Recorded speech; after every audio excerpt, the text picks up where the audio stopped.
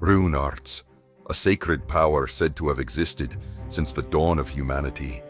Those chosen by fate to be born with rune arts ruled over all creation with supernatural forces that defied nature, reigning as the leaders of all things.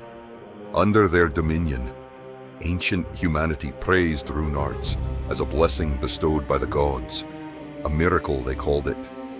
But among countless runes, there was one, a singular and infamous rune, branded as a curse, the rune of Assura.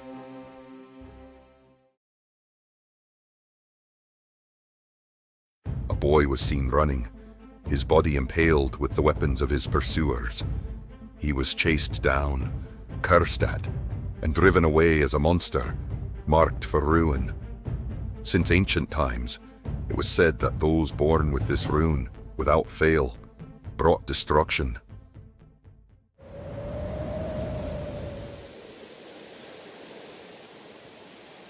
The boy eventually escaped and collapsed in a forest.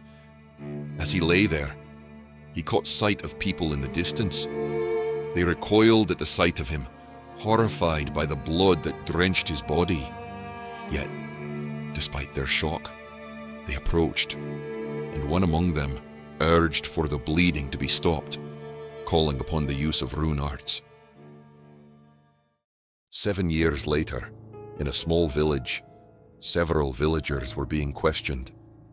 They insisted that they knew nothing, demanding to know why the rune of Assura would even be in such a place, and telling the intruders to leave after tearing their homes apart.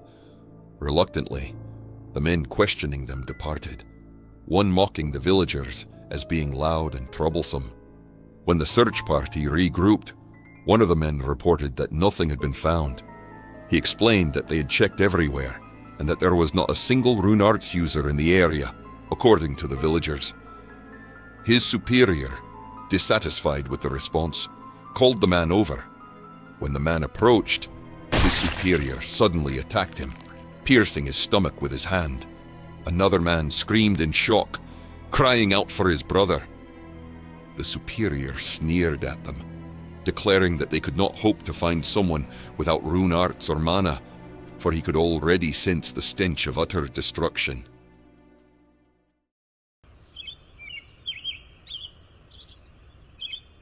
The scene shifted to the forest. Hidden inside a hollow tree, Ban and Linda were told it was safe to come out. Emerging, Linda exclaimed how fresh the outside air felt, while Ban apologized for continually bringing trouble to the village because of him. The villagers brushed off his worries, telling him no one cared about such things, though they remarked that the two of them were always hiding there. Linda cheerfully explained that Ban liked the place, and Ban admitted it was his favorite spot in the entire village, as it was where he had been saved 7 years ago. The villagers teased him playfully, brushing dust off them both, and soon the talk turned to the preparations for the wedding, which were complete and ready to begin at sunset.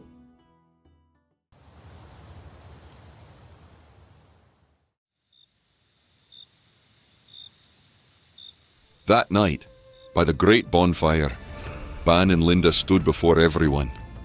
They were officially declared married and urged to say their vows. Linda boldly promised to make Ban so happy that he would cry, drawing cheers and admiration from the crowd. Ban, however, confessed with hesitation that he had brought suffering wherever he went. Plague, war, massacres, and disaster always followed him, leaving him unable to settle anywhere. He admitted that if not for being taken in 7 years ago, he would likely be dead, and he still questioned if it was right for someone carrying the rune of Assura to remain among them. Before he could continue, Linda struck him, cutting him off. She reminded him that while they had once worried when they first met, everything changed when true danger struck the village, and he had protected them all. From then on, they had decided never to fear again, and to face any future trouble together, just as they had that day. The crowd rallied in support, proclaiming their loyalty and promising to protect him. Linda's mother urged the ceremony forward, and Ban professed his love for Linda, who returned the words without hesitation. Hidden from sight, an ominous figure watched, muttering to itself before a massive explosion suddenly erupted at the bonfire.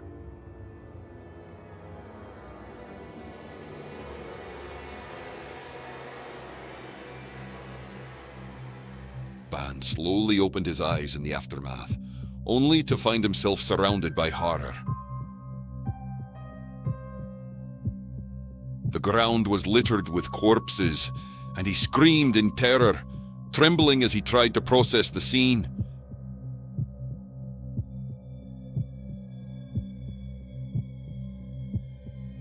He spotted Linda's father and mother among the dead, and desperately denied what he was seeing. The ominous figure appeared behind him, mocking him before striking him across the ground. Ban landed at the base of a tree, where the figure dragged Linda by her hair across the floor. The figure taunted him with a twisted game, warning him to hide before being found. Ban demanded to know who this being was and why such cruelty was being done to them. The figure dismissed the question, explaining that Ban's rune of Assura was needed by someone seeking the true rune it carried. It revealed that all the neighboring villages had also been wiped out, not out of hatred, but because survivors were a hassle. The figure then created a subspace prison specifically for Ban, a place where time meant nothing, whether 1,000 years or 10,000. He was told he would be released only when the time came, and until then, he was to remain sealed. As the prison closed around him, Ban's eyes fell on Linda one last time, seeing her lips move as she said something to him. He reached out in tears, but it was futile. The seal took hold, trapping him away.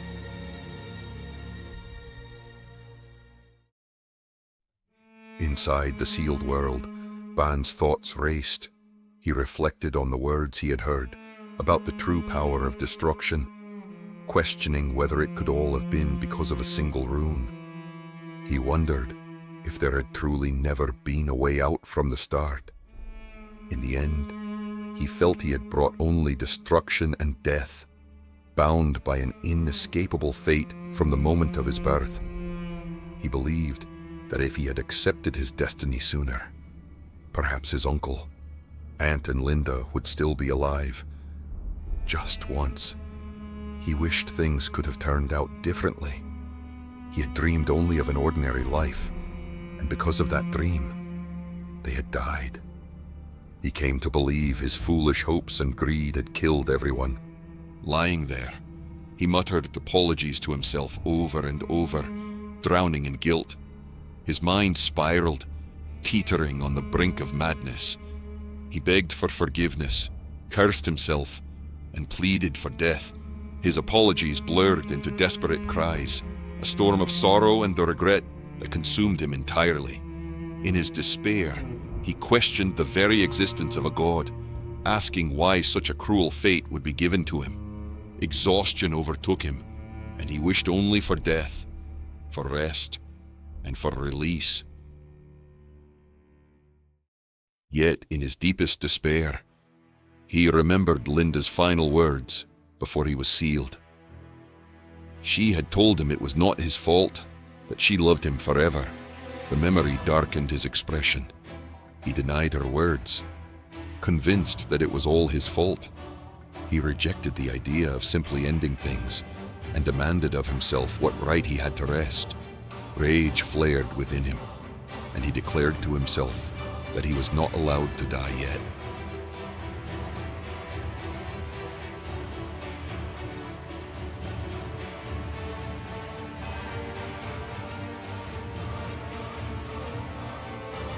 If the rune of Assura always brought ruin, then he no longer cared, because there was nothing left to ruin. If someone needed the rune he carried, then he would show them. He would make them feel the true destruction he bore. Death could wait. First would come his revenge, and to achieve that, he had to escape the cursed subspace.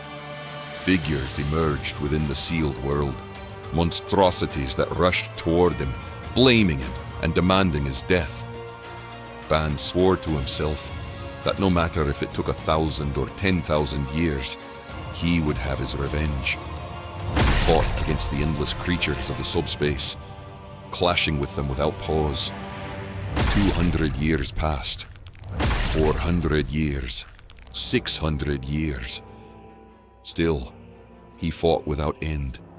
The boy who walked the path of Assura danced amidst destruction, yet remained ignorant of the secret hidden within the blood-drenched rune that chained him in despair. 999 years passed. Endless agony consumed him, but the fire of revenge within his heart refused to die. In battle, Ban charged at a massive creature. The monster slammed both of its hands down, crushing him into the ground. As he laid on the ground, his thoughts drifted to Linda once more, recalling the dream she had shared with him. She had wished to marry him, to make her parents his own, and together to raise a son and daughter, building a home filled with warmth and happiness. That was her dream, her haven. The memory ignited something deep within him.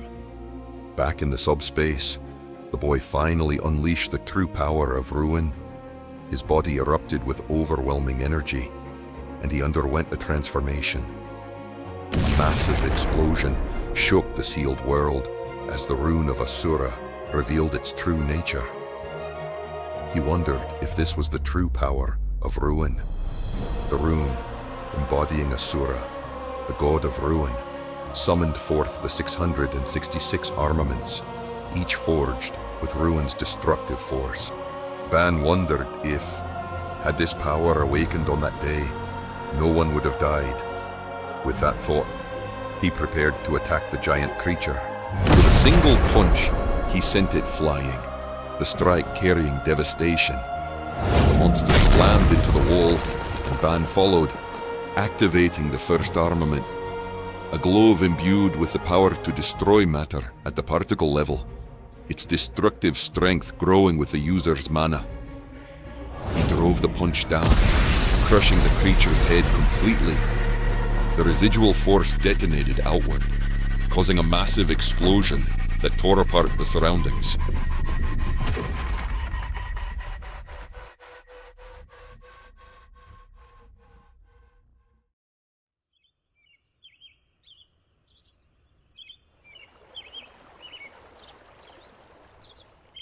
The scene shifted. A man begged desperately for his life, claiming he had no money. A bandit sneered, deciding instead to take the man's organs. Suddenly, Ban appeared behind them. He asked what year it was, and the bandits laughed at the strange question. They told him it was the year 1500. Ban processed this silently, realizing that only 5 years had passed in the outside world, while he had endured centuries within subspace. At the same time, another bandit struck, but his weapon shattered against Ban's body. The bandits were stunned at the sight. Ban's expression grew dark. He instantly took down 2 of them. He then turned and drove his fist into another, smashing his body into pieces. The remains fell to the ground, leaving one bandit standing with his mouth wide open in shock. Ban faced him, and the terrified man awaited his question.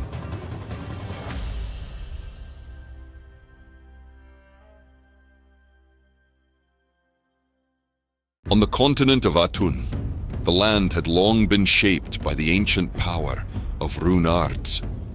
Across the ages, countless kingdoms had risen and fallen, yet one realm stood above them all as the greatest kingdom in the history of Atun, the Zoe Kingdom. With overwhelming military might, it had endured as the dominant power of the continent for generations. Ban interrogated the bandit, pressing him about the identity of a mysterious figure. The bandit admitted that the clothes Ban described were the very garments reserved only for sorcerers of Zoe's royal household. Swearing he had seen the man himself, Ban demanded details, and the bandit quickly obliged. He recalled an incident from 5 years prior, when a mercenary named Kaisurak had dealings with Lord Daigle, the master of their bandit den. Kaisurak had mentioned a high-profile client and arranged a meeting, explaining that there was a lucrative job awaiting them. In a flashback, Kaisurak and Daigle were seen sitting together at a table inside the bandits' mountain hideout. Kaisurak offered the terms of the job. They were to locate a single individual and wipe out a few villages, with a large payment promised in return. The bandits accepted without hesitation, unaware at the time that the client was a sorcerer of Zoe Kingdom. For men in their position, the task was simple. They carried it out swiftly, leaving no trace behind. The massacre produced so many corpses, all in such wretched condition, that it became a burden to burn them all. When the work was complete, the purple-haired sorcerer who had hired them paid his fee cleanly and disappeared. Ban asked if there had been a girl with short orange hair among the corpses. The bandit confirmed it. He said her presence had been striking, and she stood out from the others. Ban asked if her body was also burned. The bandit told him that it was, and even lamented her wasted beauty, remarking that she would have sold for a fortune as a slave. Before the bandit could finish speaking, Ban's fist struck him in the face with brutal force, killing him instantly. At the Daigle bandit den, the outlaws moved about with their slaves. Threats and blows drove the captives forward, their frail bodies packed into cages while the bandits mocked them. They boasted about the freshness of their stock, sneering at the way the captives had struggled, and laughed about the profit to be made from slaves that still had fight left in them. At the gate, a knock sounded. One of the guards peered outside and was met by Ban, who carried liquor as a guise. As soon as the gate opened, Ban struck, driving his fist into the guard. The other guard attacked, swinging his weapon, but Ban blocked with ease. The man unleashed a storm of strikes, yet Ban slipped past them all, closed the distance, and took him down with a single powerful punch. The commotion drew the attention of the other bandits, and they watched in shock as Ban strode forward, carrying a severed head in one hand and a body in the other. He hurled the severed head and body down before the gathered bandits, demanding their master. The outlaws sneered at his audacity, remarking on his lack of fear and questioning if he even understood where he stood. Weapons were raised as they prepared to strike him down. But before they could move, a towering figure appeared from behind, drawing all attention to his presence. Lord Daigle himself, master of the den. The bandits called out in alarm, but Daigle silenced them, commanding them to step back. He recognized Ban immediately as a sorcerer, born with the rune arts, just like himself. He stepped forward to confront him. Ban pressed him for answers about the job arranged years earlier by the mercenary Kaisurak on behalf of a Zoe Kingdom sorcerer. Daigle laughed when he realized how much Ban had uncovered from his men, mocking him and questioning what he intended to do with that knowledge. Ban demanded the whereabouts of Kaisurak, offering the lives of the bandits in exchange for the truth. Daigle only sneered at the proposal, his answer coming not in words of compliance, but with a declaration of death, aimed straight at Ban. Without warning, Daigle surged forward, his fist slamming into Ban's face, sending him flying. He mocked the young sorcerer's murderous aura, declaring that he would die here. The rune of blades awakened upon his body, sheathing him in razor edges, sharp enough to slice flesh and bone alike. Ban rose slowly from the rubble, his eyes locked on Daigle. In the next instant, he appeared before him, landing a crushing blow that forced blood from Daigle's mouth. Mockery followed the strike, further igniting Daigle's rage. Grinding his teeth, Daigle retaliated with a furious swing, but Ban evaded.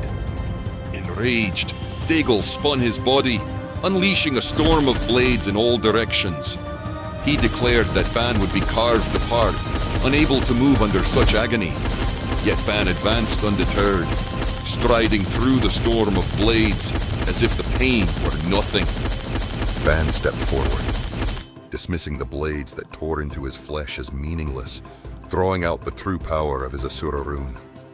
Daigle, amused by his defiance, gathered the blades surrounding his body into the shape of a massive hand, preparing to unleash a devastating strike.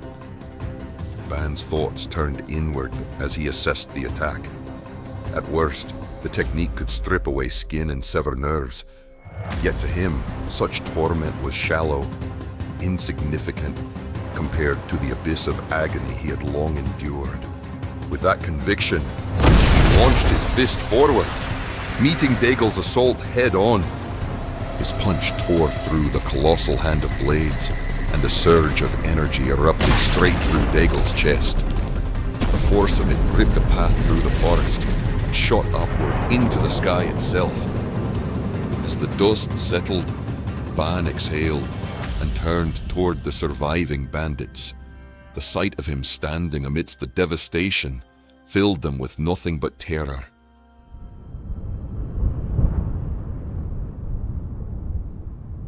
Later, the corpses of the bandits lay scattered across the ground, with only one left alive for Ban to interrogate. Under his questioning, the survivor revealed that Kesurak was in the Nordia kingdom. Ban confirmed the information, then feigned a promise of mercy. The bandit, desperate and trembling, clung to that hope, but Ban's expression betrayed the truth. In an instant, Ban struck him with a fatal blow, ending his life without hesitation. He dismissed the notion of sparing an enemy as nothing more than a cruel jest. As he prepared to leave, his thoughts lingered on Zoe Kingdom. Though his fury urged him to storm its gates at once, he knew he could not move forward on a bandit's word alone. Kesurak would have to be tracked down, no matter how long it took, for only then would he uncover the truth with his own eyes. His heart turned toward the memory of Linda, his uncle, his aunt, and all the others he had lost. He silently asked them to wait a little longer. What he left behind here, he considered a gift, a grim tribute born of vengeance. The corpses of the bandits had been arranged into a towering cross, a symbol of retribution. Ban cast a torch onto the piled corpses, setting them ablaze and condemning the bandits to the same fate they had once dealt to the villagers. Without looking back at the inferno, he turned and walked away, his path already set toward his first destination, the Nordia Kingdom.